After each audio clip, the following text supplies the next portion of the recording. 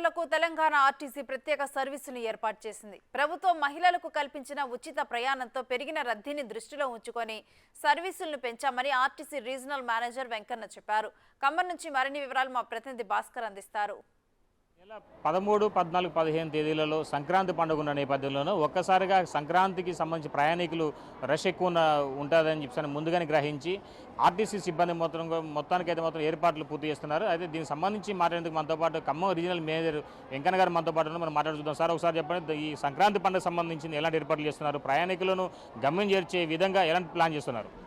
ముందుగా సంక్రాంతి పండుగ శుభాకాంక్షలు అండి. మరి తెలంగాణ రాష్ట్ర రోడ్డు రవాణా సంస్థ ఖమ్మం రీజియన్ సంక్రాంతి పండుగను పురస్కరించుకొని మరి ఈ నెల 11 తారీఖు నుంచి విద్యార్థులకు కూడా స్కూళ్ళకి కాలేజీలకి సెలవులు ఉన్నాయి. దాన్ని దృష్టిలో పెట్టుకొని 11 తారీఖు నుంచి 17 తారీఖు వరకు కూడా మేము ప్రత్యేక బస్సులు ఏర్పాటు చేస్తూ ఉన్నాము. ఈ ప్రత్యేక బస్సుల్లో కూడా మహాలక్ష్మి పథకం వర్తిస్తుంది. దాని గురించి ప్రయాణికులు ఎవరు చింతించాల్సిన అవసరం లేదు.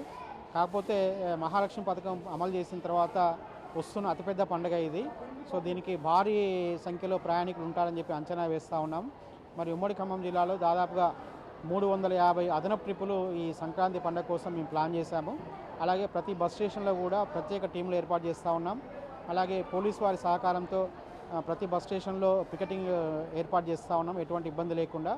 అలాగే బస్ స్టేషన్లో ముఖ్యంగా మౌలిక సదుపాయాలైన టాయిలెట్స్ కావచ్చు, సీసీ కెమెరాలు కూడా ఏర్పాటు చేయడానికి మేము ప్రయత్నాలు మొదలుపెట్టాం. రాబోయే ఒక 2-3 వారాల్లో ఇవి కూడా కంప్లీట్ అవుతాయి. సో నా రిక్వెస్ట్ ప్రయాణికులందరికీ కూడా రద్దీ చాలా ఎక్కువగా ఉంటుంది కాబట్టి దయచేసి మీ ప్రయాణాన్ని ప్లాన్ చేసుకొని బస్ స్టాండ్లకు రావాల్సిందిగా విజ్ఞప్తి చేస్తూ ఉన్నాం.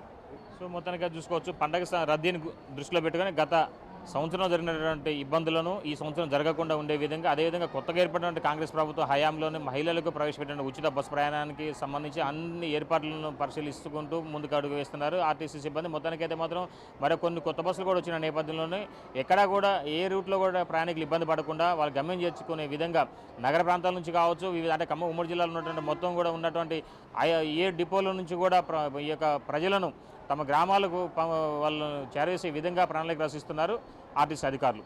ఇది కొంత తాజా పరిస్థితి. కెమెరా సంపత్తో భాస్కర్, బిగ్ టీవీ, ఖమ్మం.